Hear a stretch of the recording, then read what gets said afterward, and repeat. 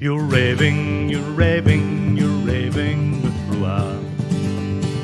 Fabulous songwriters from Belgium and beyond, the lowlands, the highlands, and far across the pond. On Instagram and Facebook too, you can follow, like, and share.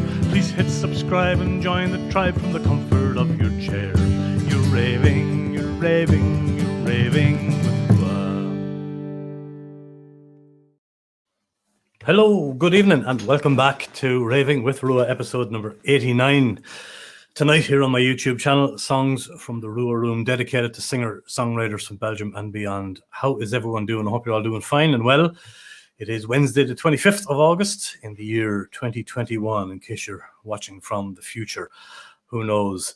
Great, we got some live viewers already, which is lovely to see. If it's your first time to the channel, please, or you haven't done so already, please consider hitting that subscribe button for me down there below and clicking the notification bell.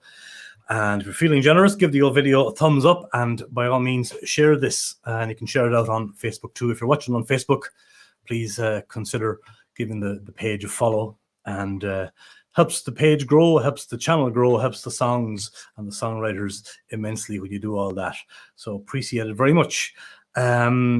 Tonight's episode, of course, brought to us courtesy of the great people of G-Sharp Guitars. They're the world's finest travel electric guitars. All the links for everything are below, and you'll find everything you need, including the shop on the RWRroom.com and all that jazz. Let's see who's here. If you have comments or questions or you want to say hello, please do so here. And if they're nice comments, I might put them up on the screen like that. From downtown Waarschot, my old neighbour, my good friend, Stephen Good Mojo Smith. How you doing, sir? Greetings from Izzy and me. They're tuned in there, Izzy and himself. Good to see you, Izzy and Stephen. And of course, we have our stalwart and great friend, Chris Link in Germany. And missing the show, yes, the shows have been few and far between, Chris, recently, but we have a few more. I'm going to do 100 of these anyway and see how it goes. I will have another announcement about a special live stream series coming up here as well at the end of the program, so bear with us. But yeah, Freddie Webber is the guest tonight, and back November 2019, I think I started doing these streams, and Freddie was the very first victim. I roped him in when I was sussing all of this out, feeling it out, back in 2019. He the very first one, and so I don't know if he's changed much. I think he cut his hair, stuff like that. We'll go and find out. So without further ado, folks, let's welcome to the show the wonderful Freddie Webber. Evening, sir. It fell out. I haven't cut it. Did it? I know the feeling. I know the feeling. How are you, Freddie Webber? It's great to have you on the show again. It's lovely to be back. Yeah, you did the very, very first one for me here, and I much appreciate that. And then I got you on a couple of Christmas special, and there was all kinds of messy ones and funny ones that we did. Yeah, so you're no stranger to Raving with RWR and to this channel. And of course, you've recorded one of your great songs, and indeed you're recording another one of your great songs this week in the room as well. I'm really looking forward to having you back in here, RWR Room 2.0. Me too. I'm really excited to find out what I'm going to play. It's still a mystery, is it? I'm working on some stuff. It's just whether, yeah. There's songs. I just don't know what ones. You just know which ones. I know. When I saw your last gig in Café de Loge, yes, blessed Café de Loge, you were kind of saying goodbye to the game. Well, I thought you were saying goodbye to the business, but you weren't. You were kind of saying goodbye to the old Freddie Webber. Would I be correct in saying that, or what was going through your head at that stage in your career in Ghent? Oh, what a weighty question. A heavy. I'm sorry, heavy opener. I was having problems with my hand. It was getting a bit. It turned out to be my. I was very. It all wrapped into one. I was very tense, and I didn't know it, and I was constantly like this, which was pushing against nerves and muscles, which caused this to be thingy. But I thought, this could be the end. And then also I was frustrated with. It's the definition of insanity, isn't it? Where you do the same thing over and over again, expect a different result. Yes, And indeed. I'm guilty of that myself. Yeah. Exactly. And with music, it's incredibly hard to, because we only have, the majority of us only have to look at our heroes or other people that have done it and try and follow that model, but it constantly moves. So if I think, I'm going to go gigging, sell my CDs, do this because it worked for so and so, doesn't mean it's going to work for you. And I think I try lots of different things, but a mixture of that, mixture of the hand, a mixture of bit of a burnout. Sure. And so I was like, I don't know what's going to happen. So we'll just stop. That was, of course, and that was then. I mean, you're back. I would say you're back stronger than ever. Or would you agree with that? Would you say you've come back from all of that? You have a great band now. You're working on a lot of things, which we'll get into, I suppose, as we chat.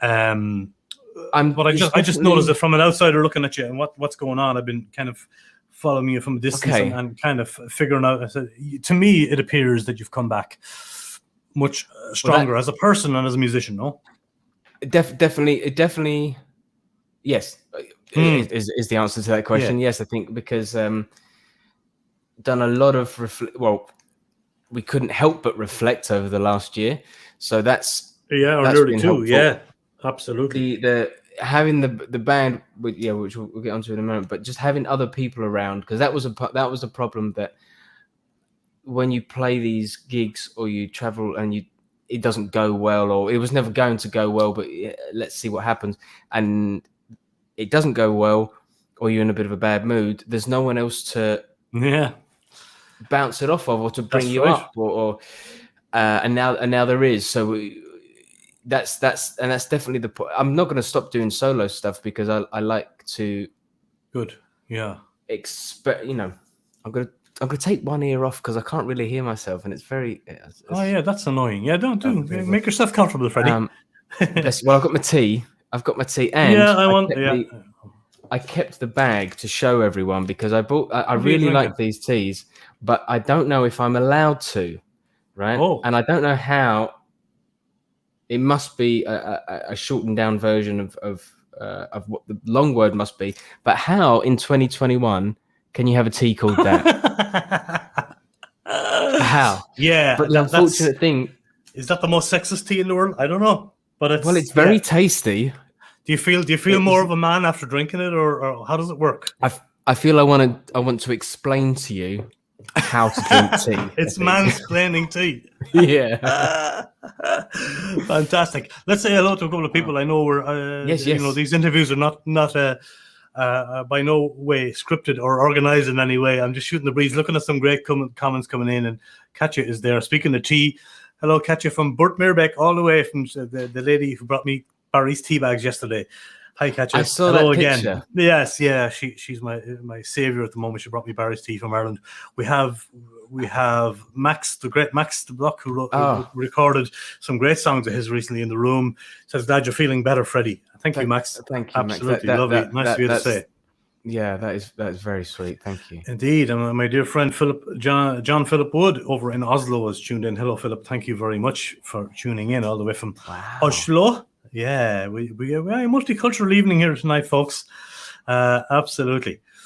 So it's great to see you all here. What dragged you over to this part of the world? Was it like myself? Was it music and love, or was it something completely different? Or how did first of all, which part of England are you from? I know we mentioned this in our earlier interview, the very first one, but tell us a little bit about where you hail from and what brought you over to this neck of the woods. Well, I am from a town called Wickford, and that is next to a bigger town which you might have heard of called Basildon, which is in the county of Essex. Depeche Mode were from Basildon. Were they? Yes. Oh. In fact, my mum should be watching. She said she would be. But my good old daddy said that he would do a paper round with one of the Depeche Modes, but I don't remember their name. What one it was. Oh, wow. So he had a paper. Okay. There they obviously wasn't that good friends because I don't remember his name. But yes, I'm from Essex. But I was playing I was working in cover bands and touring.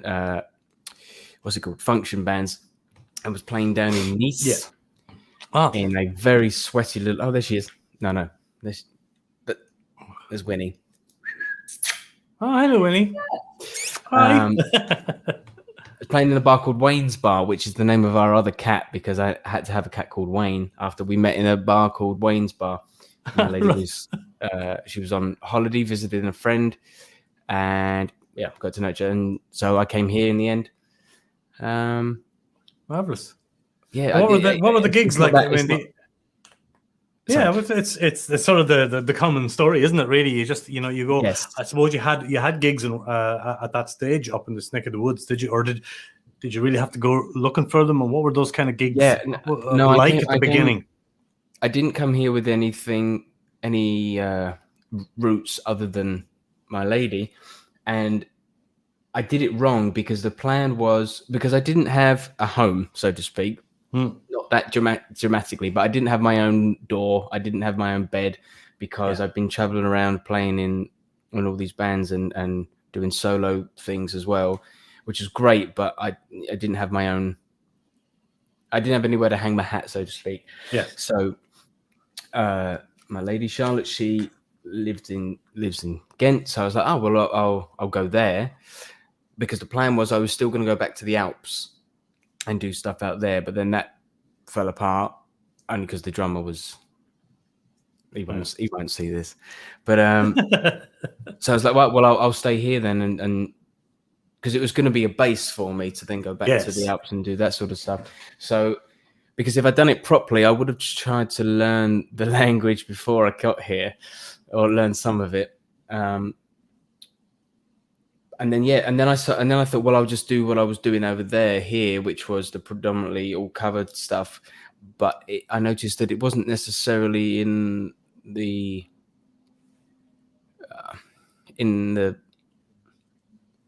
what's the phrase?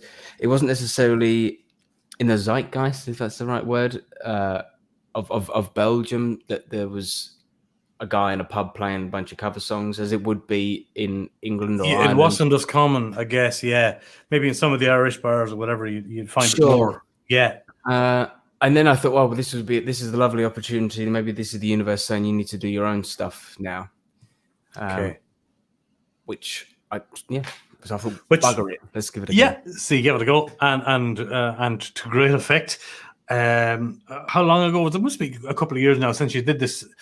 You did this amazing YouTube thing yourself. You were sitting down on the sofa every Sunday, and you were doing like the Song a Week series. Was that what it was called? A Song a Week. Song a Week, yes. Yeah, I mean that was incredible. You kind of went through the whole process. You sat down for like an hour, and you really wrote songs from scratch online, just there on the sofa. Yes, there was. So I really, really enjoyed doing that, and we'll come back to it. But the annoying thing was, I thought, I'll do, because it's all about content, isn't it? It's all about how many videos you can upload and all that sort of stuff. Number. Yeah. So I thought, I'll do a live stream on YouTube where I'll come up with the basis of the song, and then I'll write a version of something and then upload that. But then, and I started doing that, but then YouTube said, you can only start live streaming. I think it's something ridiculous if you had 1,000 subscribers, or something like that. Yes. And I thought, well, I can't. Yeah. No. Well, that's going to work. No, because like when we chatted the other day, that music channels that are specifically music channels, unless you are of an established act or you have established acts come in, it's never going to have that. Unless your marketing is really good, I suppose. But no, then I thought, well, I'll just do the songs. I think I did some Instagram lives and stuff but then I realized actually the writing of it for me was a bit better in isolation or without having to slightly perform. It was just because really the true live stream of me or someone, maybe someone like me writing, would just be the camera on and you just sort of staring into the distance for a while and then going over the same thing, which isn't very interesting to watch. But I really enjoyed it, and I got to I think week 31 or something like that. Did you really? Yeah. But what's And did you get a song a week later to get like, or at least the bones of a song a week out of each of those? yeah, Yeah. Because I realized that it's really easy to do if you're not worried about the song being good, Or at least or finished. I know what you're saying. Yeah. Yeah. Or Because you were if, going for the bones or something. You weren't going for a finished thing every week. No, because that's not for me. That's because a lot of songs I've noticed, not a lot of songs, but some songs need time to breathe and need time to form and or forget about, and then you kind of misremember the lyrics, and then that turns into something else. Yeah. But no, I really enjoyed it, and because I had we got to be honest in these days, haven't we, Dirty? So I had a breakdown in the summer of that year, right? And things went wrong. Yeah, and that was one of the things that added on to the things. But so then I limped on for a couple of more weeks doing it, and then it just cut off. But I really want to do it again because it felt really good. I really enjoyed it. It's the best part of doing music, I found, or certainly for me, was it's the magic, making something out of nothing. So I really want to do it again, but I think what I'm going to have to do is do it as an event thing again, because otherwise then I don't know if I'd do it. To kind of push yourself a little bit into it. Exactly. To say publicly I'm going to do it and then have something then, but I need to do it a little better next time. I think the mistake I made last time is I need to make a few weeks buffer. I need to have a few songs in the can already. So build up into it. I understand what you mean. Exactly. Doing the same thing here with pre-recorded stuff, and you need to have a little bit of a backlog to fall back on. Paul Sampson says hello, by the way. Evening, Master Webber. Paul's lovely. He's been a very big supporter of mine since the day I picked up guitar. So, in fact, the first time I met Paul, I was about this big, and I threw up over him. So the fact he's still following me, the fact he's still watching and following. We won't get into that story on air, but that sounds sounds. I was a baby. I was a few days old. Oh, you a baby? Oh, it wasn't like a couple of months ago or anything. No, it was. No. I'm with you. Tell us about this first song, A Stone's Throw. This is just you and the guitar singing one of your great songs. Give us a little bit of, without giving it too much away, just, what the inspiration behind it, that kind of stuff. The inspiration behind this, so this was a song a week song. It was pretty early on. I'm not sure what week it was. It might say in the video, actually. I'm not sure. Not sure. But the two key things I can say about this one is I used to live in Ghent. For anyone that doesn't know, in Ghent there's a place called there's a church called St. Jacobs. St. Jacobs. And we used to live directly opposite, next to a bar called Afsnis. Not above the bar, but next to the bar. That's easier to find. And so I'd wake up every morning and see this 14th, 15th century church or whatever it was. Like, there's nowhere else in Europe, I think, you could probably have a view like that for the price that we were paying. But the floors weren't even, and it wasn't. Yeah, there was a reason why it was cheap. But and so I often thought I should have done it in the lockdown, but I think if I'd thrown a tennis ball, it would have hit it. It was, that close. That's how close. And the second part of the story behind this is that it was written using a capo that I got from you, a Kaiser capo, which I think is actually meant to be a banjo. Oh, I don't know what you did. I noticed in the video you turned it around and you made it into a trick of the trade where you use the back part of the capo as a partial capo. Is that right? You made it into so it only capos 3 strings. Yeah. So, but wait, something like that. If people don't know that you get the, I don't have one. I don't have one to hand, but normally a capo will go across the whole string of a guitar. You see Bob Dylan and stuff have them. That's right. But what this does is it does half of it. Yeah. You put it on. so you can get really weird, nice little. That's right. It's brilliant. Partial capo stuff is great, and a good way to. I'm going to plug the RWR Room capo while we're talking about capos here. Look at that. Yes. But I think what you did in the video was that when you turn it around, you use the back of the capo, and you use that side, and that does the same thing. Did I put it around the wrong way? Well, that creates the partial capo, and it's a great trick of the trade. So it does. Okay. That may be what you do. We'll have a look. I'll study it. I'll study the video now as we play the song. Yes. And we'll have a look. Paul has another message for you there. He says, "I love you, Freddie. He was 2 days old when I first met him." There you go. So the truth is out. And Ghent is awesome, Chris. Yes. To make Paul feel old, in a month and a half, that was 30 years ago.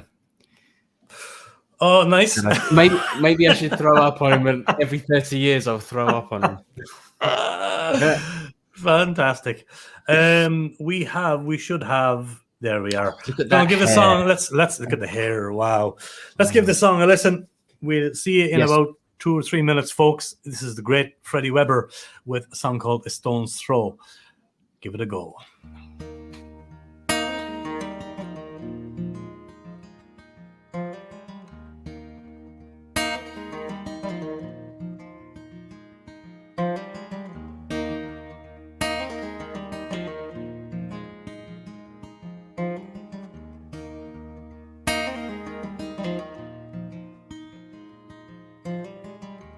Often sit and think of you and wonder what you're up to now. I can see your door from here. I wonder if I knocked, would you appear? The light's first thing that I see when I wake up. You watch me leave and greet me home. It's not a light you don't look beautiful in. God bless the fact you're a stone's throw.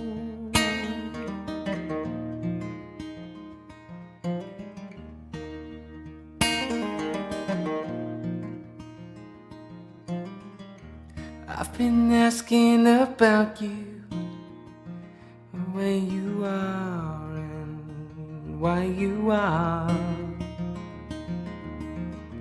Hurts my head to think that you know all the truths of who we are.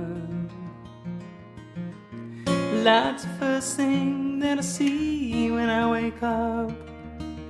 You watch me leave and greet me home. It's not a light you don't look beautiful in. God bless the fact you're a stone's throw.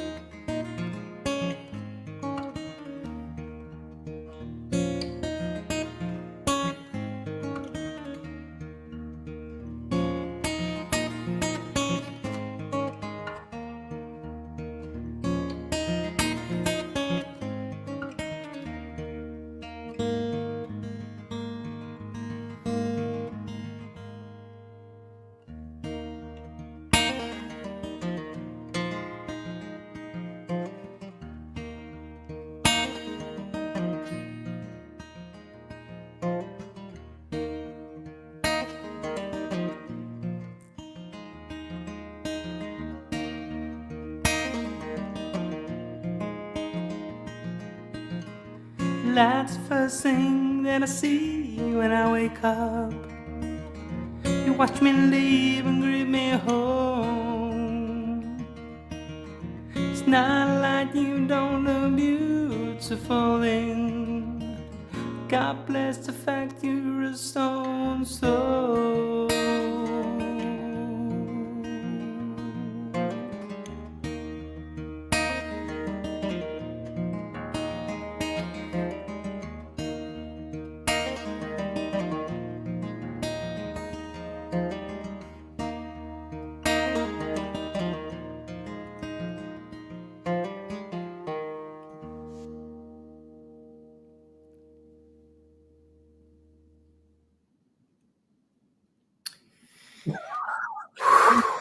Oh, that bring back memories. That's yeah. You had more hair anyway. It does. It doesn't, and I was quite moved by it because I could see how pained I am. I could see how I yeah, could see pained, as the you said. impending doom. Yeah, The impending doom. Yeah, but I'm no, really beautiful. sorry. I'm really sorry to tell you this. I'm really sorry to tell. I can see that Stephen this. So I had to go and buy a capo the other day because I had a cover gig and I'd lost. I always lose capos. Yeah. But I bought the Kaiser capo, so Oh, good man. Fair play to you. yeah. There's the Kaiser capos. Yeah. This is said capo. Oh, look at it. It's a different. It's not a backwards capo. I'm sure it's. No, it's not. That's a proper one. What I meant by the backwards capo was that in the video you're using a full one turned around, which actually gives you the half capo, which is brilliant. Yes, great idea. No, well, I was using this one, but I was just using it the wrong way around. Oh, backwards. Now I have you. Lovely. Yeah. You had. Yeah. Okay. Now you know. Now we know. The mystery is solved. Partial capos are the business, absolutely, and you get amazing dadgaddy stuff without retuning your guitar. There's a video on the channel, folks, that I put up there. By the way, if people want to check out the partial capo stuff, go on the RWRroom.com. Go watch it. Videos on there, and you can get all the ins and outs. Absolutely, no, beautiful song. What's the writing process like for Freddie Webber? Do you have to sit down? Do you take lots of notes first, bring it together? Do you need to sit down with a guitar like you did on the YouTubes and see what comes with a guitar in hand? How does it work for you? Or does it vary, I suppose? It does vary. I like to fiddle and see what comes out. I don't normally take a lot of notes, but maybe a lot of mental notes, or because I found I've made notes in my phone and I've never looked at them, so I don't know if that's really might be helpful for in the future. But yeah, there was a person that was on the scene when I was back in Essex, and she was a piano player, and she's now actually she's not stopped the music, but she's now quite an established comedian in England called Jordan Gray. Go check her out. She's very funny. I don't remember her being that funny when we gigged together, but anyway, she's very funny. But her lyrics were always incredible. And I was like, how do you? Where does that come from? And she said, I just sort of listen to what the music's sort of saying. And then go from there. And I thought, oh, right, okay, that's good. So sometimes it's what is this music saying? Or what do I think it's saying? Or what I really like doing sometimes is to tap into that. I'll play something, hum or la la la some things, and see what comes out as sort of mini phrases. Right. And then try and, everyone has their own sort of method, and some people like to take a lot of notes and put it all together at a later time. I know some songwriters who can't write without an actual guitar or a piano close by or some sort of an instrument, and some are just note takers. And I just wondering how was the most sort of the most used way for you? And that's why I'd want to do it all again, because it was just let's write a song each week, but I didn't really explore different methods of writing, which I think I would do again. I know it's got a specific name, but I'm going to refer to it as like the Bowie method, of where you cut up loads of that's right. He's stuff and and things like that, or makes notes because there's so many different ways of doing it, and there is play around with what my method is. I think it's basically whatever. Sorry. No, go ahead. I'm just thinking out loud. I was basically saying I basically going with whatever is that particular moment. If I've stumbled across the old lyrics, it doesn't really. Do you think lyric or melody comes first for you? Would you know that? Would you know? Are you a lyric person for example? Are you very sort of picky about words that you use, the songs? Do you think the lyrics come first and take precedent, or again, does it vary? Or Again, that fluctuates. I think depends on the type of song. There's the song that I think I'm going to be doing with you on Friday. I wasn't quite happy with the middle bit, and so I found it very hard to push away from the melody I had been singing with the words I had planned. yes, To push away from that into a new melody using the same words. I had that quite difficult to do, but then I liked doing that because it was difficult. yeah, bit of a challenge. I don't know. Who did I hear the other day? I had someone say that, that's going to really annoy me, and I'm going to remember when finished. But someone established saying that the lyrics don't mean. They nearly came to me then. But the lyrics are not important at all in their idea. In their eyes, yeah. Really annoying.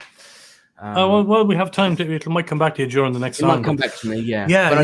I but he actually said that lyrics don't matter to them as much as the melody. It's crazy, yeah. Because for me, a song has to be or should be lyric driven. A song by definition should be about words, right? Yes. Melody and music is something else. Would you agree with that? I think it's. I'm going down a very big rabbit hole at the moment of listening to jazz and jazz guitar, and I'm really, really enjoying that. And there's obviously very little singing or lyrics in those, mostly instrumental. Yeah. And I think what lyrics do is perhaps grab someone who is not necessarily musically minded in that they play or that they understand how certain chords work or whatever. It's just the same way that food, you don't really cook, but this is really nice, I really like this. And I think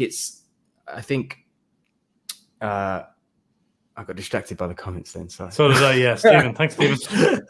I think it's a way of gripping someone in, and then you get immersed with what the music's saying. Yeah. Because I think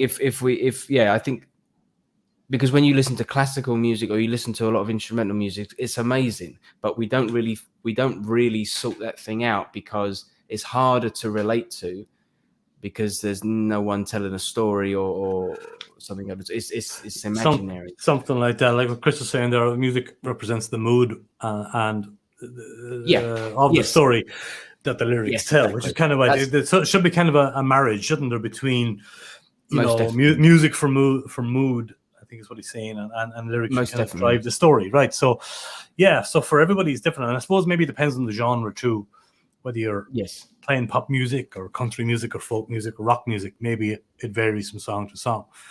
See, I'm a big fan of both sides of where the lyrics are very important and they need to be scrutinized and very heavily, formatted. Yes. But then I also like it when the words mean nothing and you just happen to sing along because the melody is catchy. It's more abstract. Nirvana songs were like that, where he just wrote stuff that sounded good but didn't actually have a meaning to it. And I like that too. So it's amazing. Yeah. But it's good to have different influences. And we'll talk about the jazz, your jazz story and what's going on for you down the road. Okay. Remind me of that when we come back. Tell me about Freddie and the Fabs. You have a wonderful band. Two great guys with you. Who are they? Where did you find them? And how did you end up working with these two guys? Brilliant musicians. So we have Martin, who plays the bass, and we have Lucas, who plays the drums. And I met Martin through a friend of Charlotte's. Yeah. And they said when I arrived, you should hang out with him because he's cool when he does music, basically. But he has a band called Fromage, which is an amazing band. It's kind of parody, jokey, but it's very entertaining, and it's really annoying because the music is great. You often get that with sort of satirical, silly bands where the music is actually really good. It's actually really, really good. Yeah. And Lucas would play the drums in that project when they would need drums. So I met him through that because Martin said to me, "Do you want to come and play with us on a TV show?"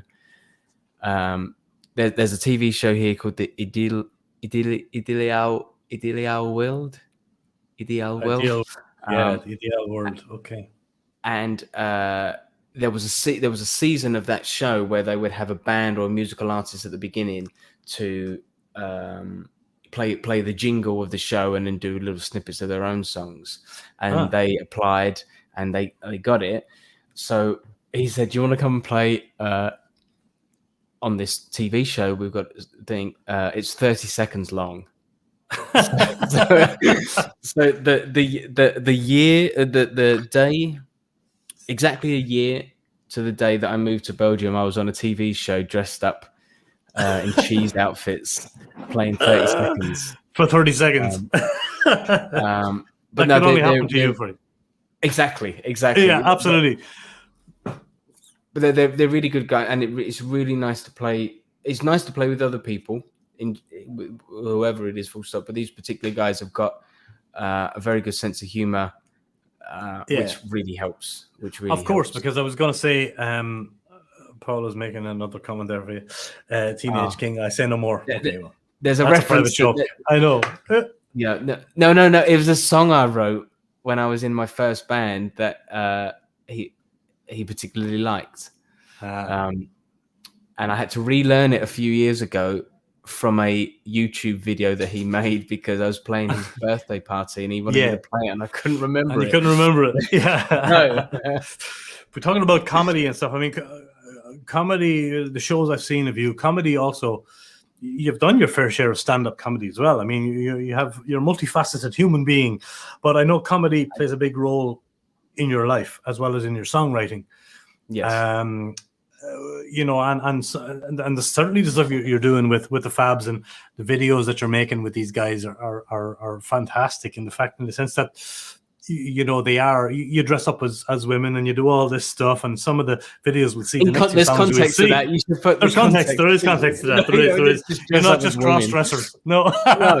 No. But from a comedic sense, you do it from a comedic point of view.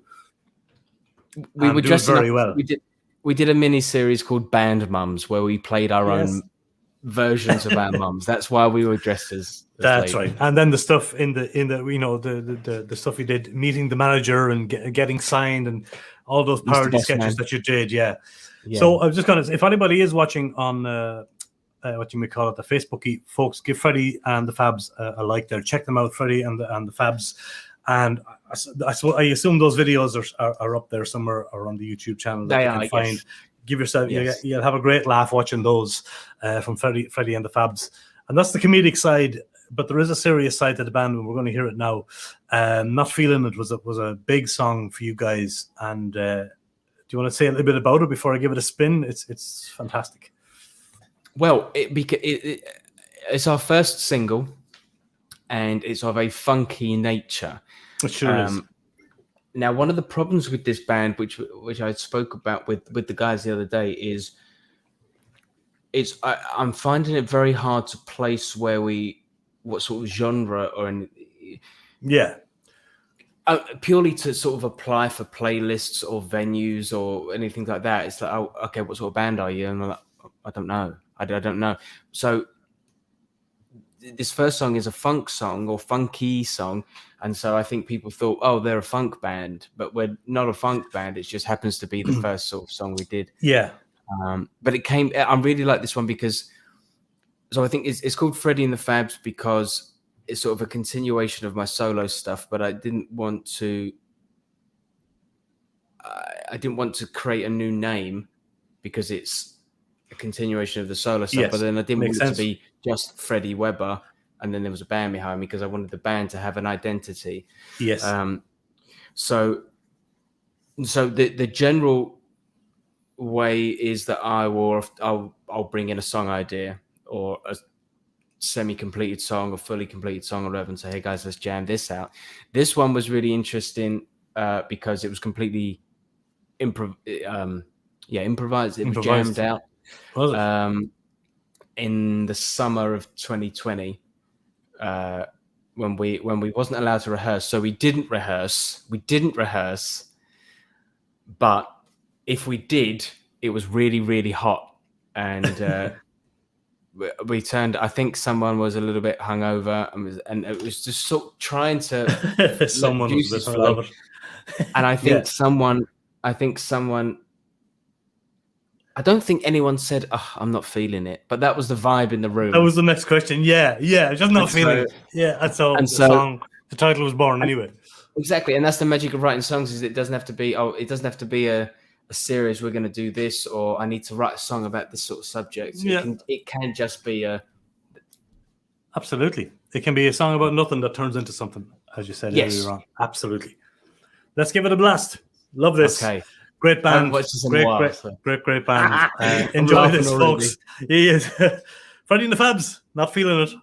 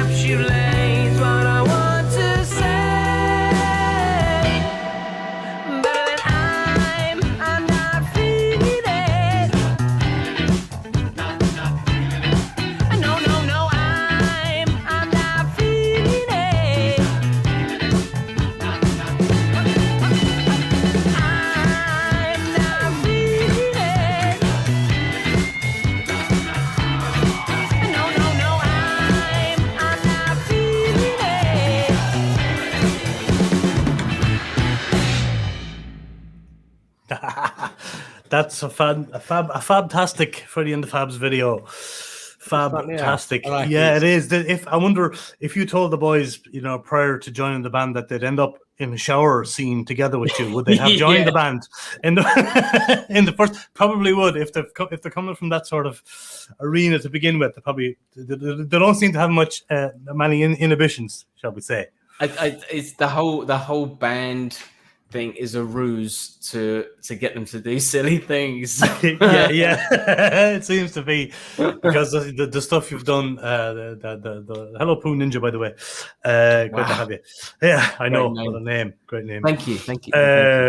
Yeah, indeed, some great comments coming in there. Catch Chris Stephen, Yeah, it's a fantastic video, but also a fantastic song. And as you said, you walk into a place and you try to write something together, rehearse, and literally I'm not feeling this today, boys. And but there it was. There was the song. There was the video. Let's write a song about not really wanting to write a song. Yeah, absolutely. Yeah, and that's exactly what you did. That's exactly what you did. What instruments are you playing there? I know you're a brilliant guitarist, Freddie, and we'll talk a little bit about that in a moment. But what other instruments did you play, or was it always guitar? Did you start off with the guitar? Was that it? Was all the way? Yeah. It's just been guitar. I think no. I've tried. I can.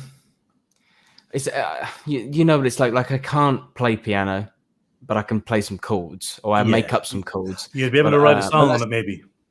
Yeah. I could, but I wouldn't know what I'm doing. But I wouldn't know what I'm doing. But that is on the list of things I'd like to know properly. Yeah. It's the piano, but no, there's no other instruments. There's dabbling, or I can. I always think I can play drums, and then I say, dabbling, but but I think I really can't. Oh, what got you into the guitar? Who were your influences growing up? Was it a teenage thing? Did it start teenage time, or before, or was it later in your life when you kind of blossomed in you? So, Queen were the ones that got me into music. Yeah, I think because my head teacher, Mr. Harris, at my primary school, would write the school plays. Yeah. And often he would put in pop songs instead of the well, I don't know what else you'd have, but he would put pop songs in, and he was a big fan of Queen. So he would put Queen songs in, and I think that's what sparked it. But then I was always slightly obsessed with Freddie Mercury. So why I gravitated towards the guitar, I don't know. I remember being around. It was about my 11th birthday, and I was just insistent that I wanted to play guitar. And I think I was with my nan and granddad, and we was in this sort of weird second-hand shop, and in Southend on Sea. And Southend, Southend. And there was an acoustic. There was an acoustic guitar in there, and I remember seeing it and thinking, wouldn't it be cool to be able to just pick it up and play something? And that's the earliest memory I think I have of wanting to play, because no one else in my family played or I was going to ask guitars or anything. So I don't really know where it came from. But then once it hit hard. Because I want to talk to you about your jazz thing. I know you were saying, I mean, you've come full circle in this country. I mean, learning the language,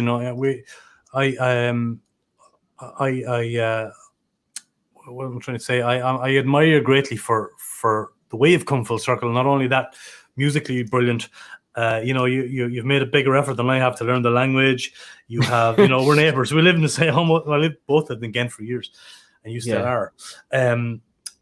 But you said to me that you're even considering moving into the jazz arena as a guitar teacher. I mean, that's no mean feat in a foreign language. Tell us a bit more about that before we play the next song, if you wouldn't mind. Well, it sort of stemmed out of being a little bit bored with the day job and thinking, if I quit this day job, I'm going to go to another day job that I don't like, and so on and so on and so on. Music is always the thing I want to do and I've always wanted to do. So I'm like, well, how can I? There's always going to be the fight to get the original stuff at the point where that's all you have to do to financially live. That's never going to stop. But I think, okay, well, what's a plan B for that? And I've started giving guitar lessons, and I really enjoyed it because selfishly, I discovered more about music by having to explain it to someone. Yeah. And I saw a fact the other day. Same here. I saw a fact the other day that said, when you learn something, if you internalize it, imagining that you're going to have to tell someone else about it, then you can learn it better, apparently. But the jazz thing, I don't know. It's in the last sort of 6 to 8 months that it appeared, but I don't know how it appeared. Oh no, I think when it came, I discovered a guy on YouTube, rabbit hole things, and then he played some Eric Johnson stuff. Yeah. And my issue with a lot of fancy guitar playing and the shredding kind of thing is that it all sounds the same, and I don't find it very musical personally. Okay. But then he came along, and I was like, oh, he can play slow and really mean it, and he can play quick and and I can feel it. So Yes. that then sent me off down the jazz Rabbit hole, as you said. Yeah. But I think when I say jazz, I think people think, oh, you want the sideways cap and the cigar and Sure. the suit and stuff. But what it is for me is the learning of the language, and I think the learning of the musical language, because you've really got to know your stuff to be able to play a jazz song. Anyone can kind of any level tap into a blues jam, so to speak, but you can't do that with the jazz jam. So yes. So why not? Okay, so you got to do these things, and then when you play it and you hear the. So I was listening to a lot of jazz, and I take my headphones off, carry on walking around doing my day, and I would start hearing it in my head, and I thought, oh, this needs to be looked into. Yeah. And I've just got excited about it in a way that I haven't got excited about music for a long time. Because it's a huge mountain, but it is totally achievable given a lifetime, Yeah. And being the the proficient guitar player you are as well, it shouldn't be a huge leap. I know it'll be difficult, but you're coming from a place of really strong guitar playing as well, Freddie. Don't forget, So, bless you. But I think if I can toot my own horn a little bit, but whilst being as humble as I can, there was a natural thing going on with me that I just managed to lock into certain things. But the truth of the matter is, I didn't know what I was doing for so long. I didn't know what chords I was playing or what notes I was playing. I just knew if I played, oh, that sounds good, and then leave it there, not really wanting to know why. But then reach a certain level where I'm like, I can't push past this. Why can't I get better? It's because I don't actually know what I'm doing. I don't know. There's an understanding to it. Yeah. Kind of in the same way as the language, the Dutch language. I've got enough in the bag to be able to have a small conversation with someone. How was your day? What did you do? Can I have a coffee? Yeah. But then to have the more in-depth conversations, I can't do it. And I was getting frustrated with it. And it's the same with music, I think. Same with music. It's a language. Yeah. And the thing is, if I were to learn jazz, it doesn't mean I'm going to be a jazzer. It just means I know what those guys are doing, so I can. Knowledge is power. Absolutely. Exactly. And dip into it from the point of view of writing or creating, bring in the influences, the external influences, and maybe ultimately end up teaching it. It may not be your main thing, but you have the knowledge and the power to show some of the jazz stuff if they come to you as a student, of course, all that. Exactly. And if I don't know, I'm saying this sort of directly to you, but also to the people watching, but you have to, if you haven't, go and do a YouTube search of Jacob Collier. Have you come across Jacob Collier? I haven't. No. We'll put that in the comments, and maybe we'll look at it. During the next song, we'll put it in or somebody else can, so we can. I will give a very brief history. He's a young guy. I think he's 27. He is the modern day Mozart.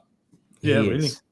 He is phenomenal, and the way he talks about music is very easy to understand. And he has such an infection to it. But there was a video.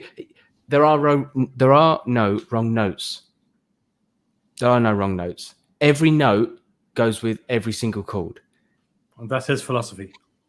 No, he proves it. He proves it He proves on these it. videos. He Yeah, proves it. really. It's yeah, Yeah. Well, that's yeah, and so I'm like, incredible. And you're like, what? it's yeah. Okay. Jacob Collier.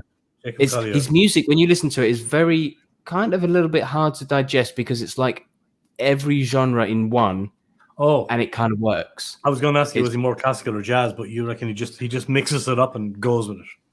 It's very surreal. But please check out Jacob Collier. That's my will. recommendation. Thanks for recommending that.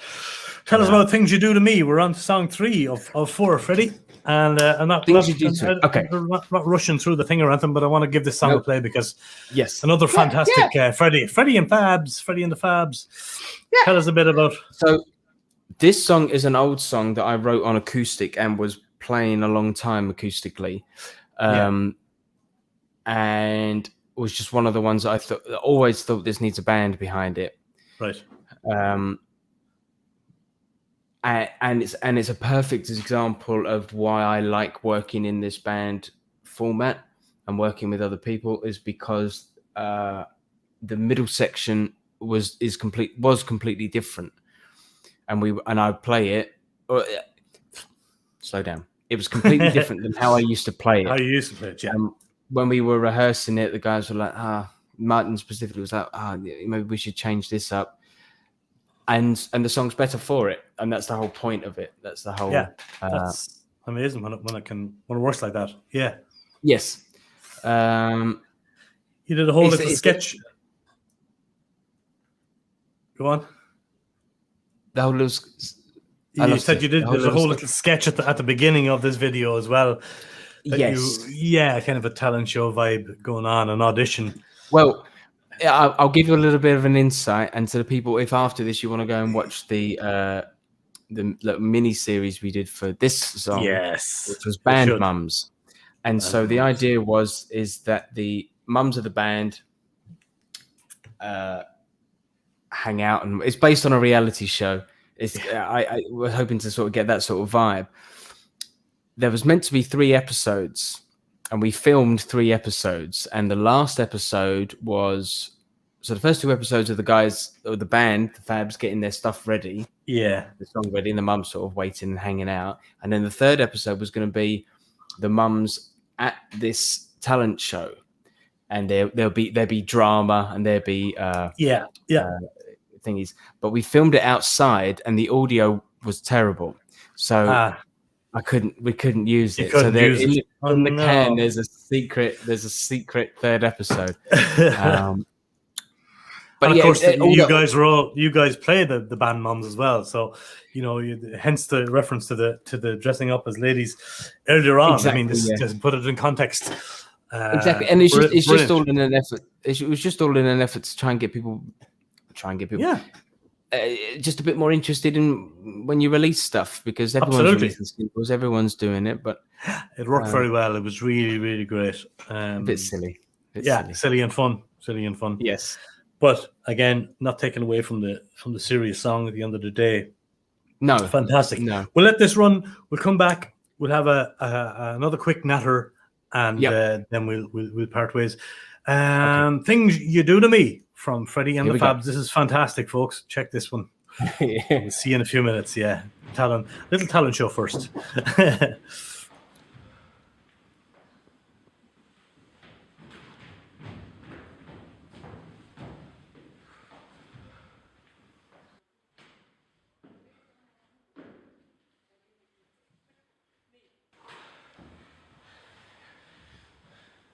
Society.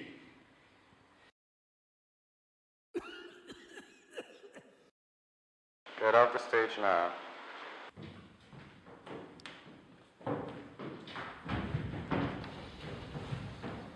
So, what's next? It's a band. What's a band? No.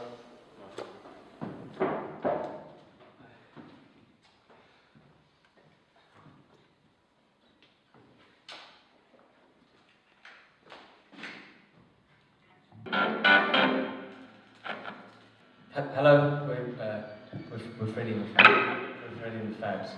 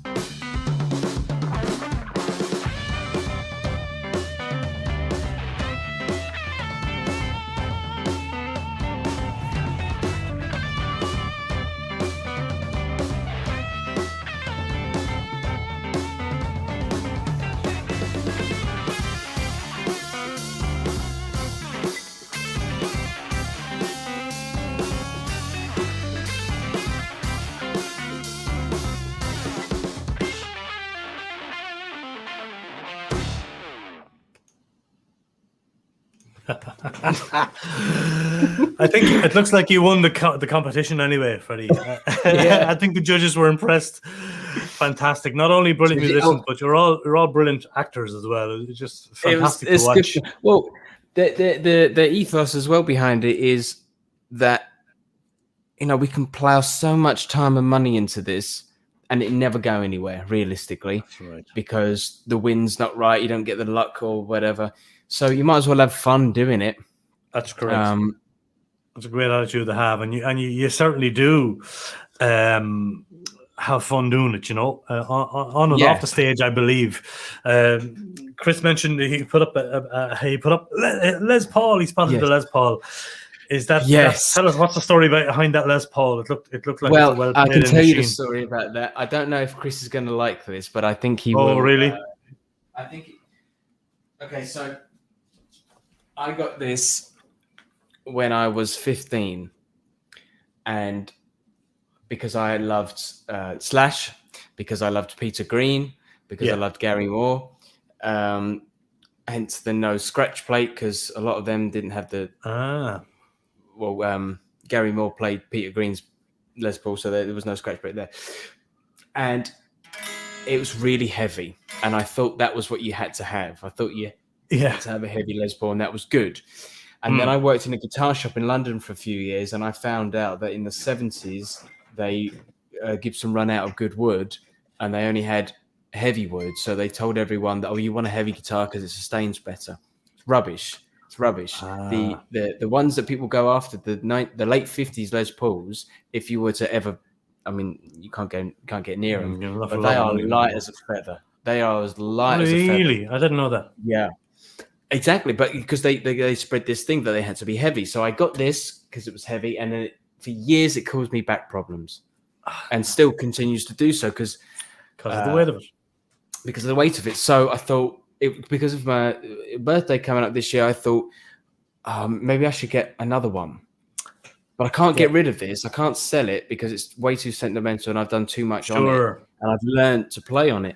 So I can't get rid of it. But then to pay the money for one that I would want that's lighter. No. So I did this. What did you do? There is a dirty, great big hole. You did not. You didn't. Underneath here, yeah. Freddie, you didn't. Because I thought I can't get rid of it, but I want to play it. And it's just too heavy. And you don't see it, so no one really has to know. I've also there's scratches on it, and it doesn't. I'd rather play it. I'd rather play it than it sit in the corner, because it's every time I play it, it sounds great, it feels great. Yeah. But ironically, it's still really heavy. Yeah, really. After all that, it's still really, really heavy. Yeah. So. But it must have shaved down the weight a little bit anyway. It did, to a certain extent. But it's still hefty. Yeah, massively heavy. So I've got a nice big strap that helps me out. But unless you get one of those stands, that you can put on the Santana uses one where when he changes guitars, he has it on a stand already. Just put your arm around it. Exactly. And then your roadie brings it off. And then we did our first gig a few weeks back at a rock rally, and I played it, and it was really heavy, and I thought, because I wanted to run around with it, and it kept going out of tune, as they do, right? Yeah. And the first time ever that I did my research, do you know why they go out of tune? Tell me. It's a design flaw. Headstock angle or something, is it? No. So yeah, it's the headstock angle. So the strings come up, and then depending on what guitar, it gets bent back, which it doesn't like. Then it gets split and moved across. So with Fenders and stuff, they're straight. Strings are straight on. Yeah. And so you don't get as much tuning issues with them. And if you look at a PRS or something like that, their headstocks are thinner at the side, so their tuning pegs sort of go inwards. They're kind of to match the angle of the strings to make coming it off more the nut. straight. So then I thought, oh, maybe I can get him to shave the side off so I can get the things in the middle. I So know. it doesn't go out of tune. No. But move away from the Gibson, Freddie. Move away. Just get something else. It's fantastic. Yeah. Well, Chris says if you get a good setup, it mightn't go out of tune. I don't know if setting it up or if you have had it looked at by somebody else, but yeah. I mean, I don't know. I'm sure there's other things that the different nuts, so it can. There's a whole science behind guitars. Yeah, there might be add-ons and stuff, but thank you for sharing the story behind it. It's a great story, and I had no idea that you cut a lump out of the back to like them. So it's a great story. But hold on to it because it's a precious guitar. If you had it, for 15, 20 years, hold it, keep it. Exactly, because if I sold it, I couldn't get as much as I paid for it. I wouldn't get as much as it's worth. So why would I sell it? So I might as well put a hole in the back and that's right. Be able Make to it hold yours. The thing, yeah. Hold it a bit longer. You might eventually have to get some kind of body strap that you can just clip it on. Look no hands. You see the two-strap ones. I thought about getting one of them, but they don't look cool at all. But that would help. It might be something you can do. Freddie, I'm gonna leave you and love you soon. It was a pleasure, an absolute pleasure talking to you. You're a very interesting man and a wonderful musician, and it's absolute pleasure to talk to you as always. Thank you so much for having me. And I look forward to our RWR Room session on Friday and to hear the song and to record the song in here. I'm going to say goodbye to you in a moment, and then I'm going to play the last song, which is Week of the 21st. Tell us a little bit about that. It's back to solo, you and the guitar again kind of vibe, which I love too. So I thought we'd finish off with that. What's the story behind this great song? The story behind this is I remember it because it wasn't written on. This was from like you said, from the Song a Week. It was actually written on week 20, not the 21st. The subject matter came out of just I was meant to meet a friend and they had to cancel. And so I just ran off. The story is completely made up, but it's based off of that. Yeah. And I thought it'd be an interesting one to send you to maybe close off because I think it might get turned into a Fabs song. So, so I think it'd be interesting to hear it in its bare basic form. Yeah. And then maybe next time we hear it will be And has it changed? Has it changed a lot since? I mean, arrangement wise, since I know it's solo performed now, but did you add on stuff with the band, or are you thinking about changing anything? Well, I haven't. But basically, I did a little solo performance the other day, and the guys were there, and I played this one, and he said, "Oh, what's that? Is that?" Yeah, the ears perked up.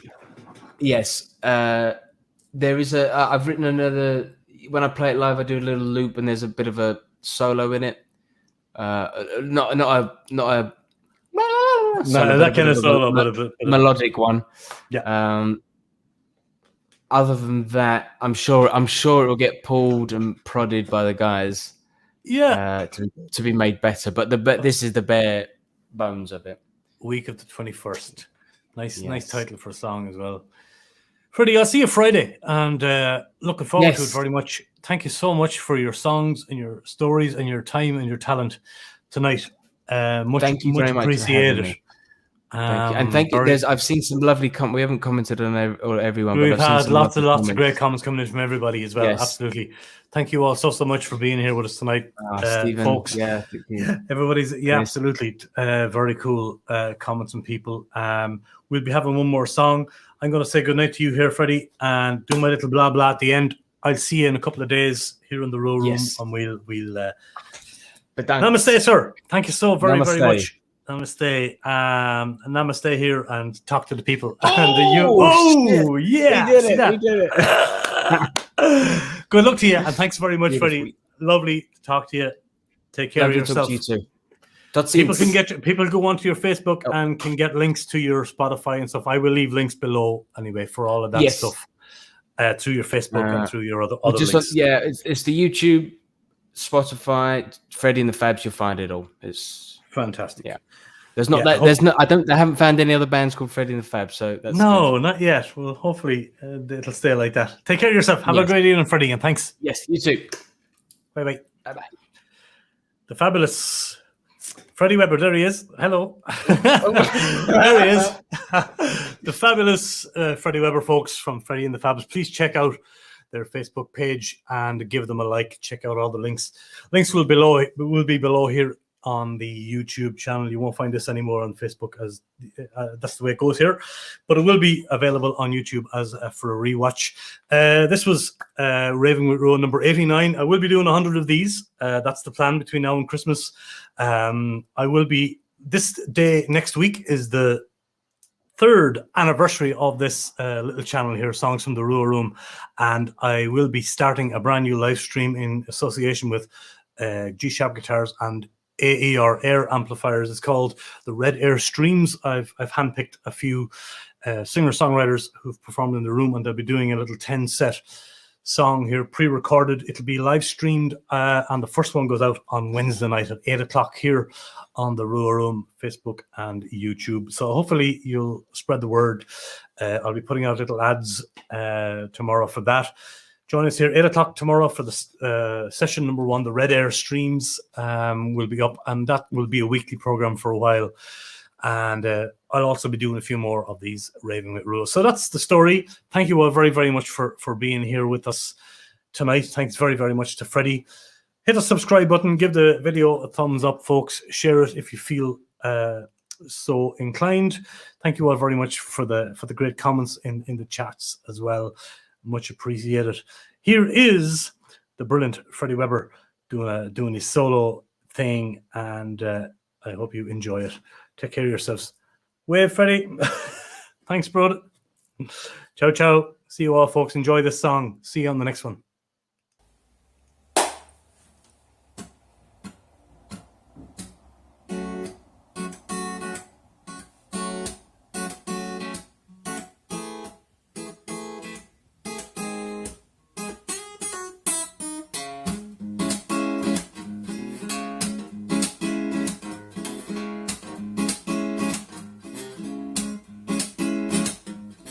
Got a message from her today saying, really, really sorry, but I made a mistake. Turns out I cannot meet this week.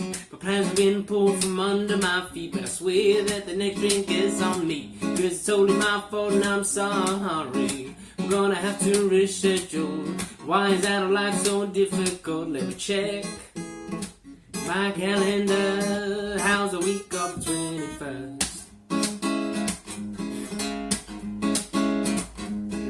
Got a call from her today saying, I'm really very sorry, but I'm gonna be late. Turns out when I'm double booked, my brother's in town and it cannot be moved. But I swear that the next drink is on me. It's totally my fault and I'm sorry. Do you mind if we reschedule? Why is our life so difficult? Let me check my calendar. How's the week of the 21st?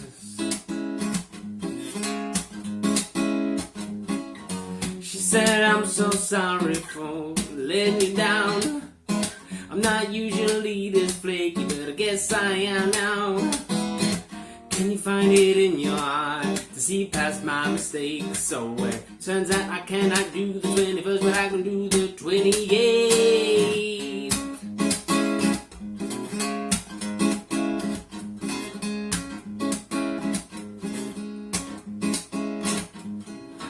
Phone down on it just now. I said, you got me annoyed, you had the cheek to say how. I said, do you even really want to see me? She said, sure I do, but I've been busy. Do you mind if we reschedule? Why is our life so difficult? Let me check my calendar.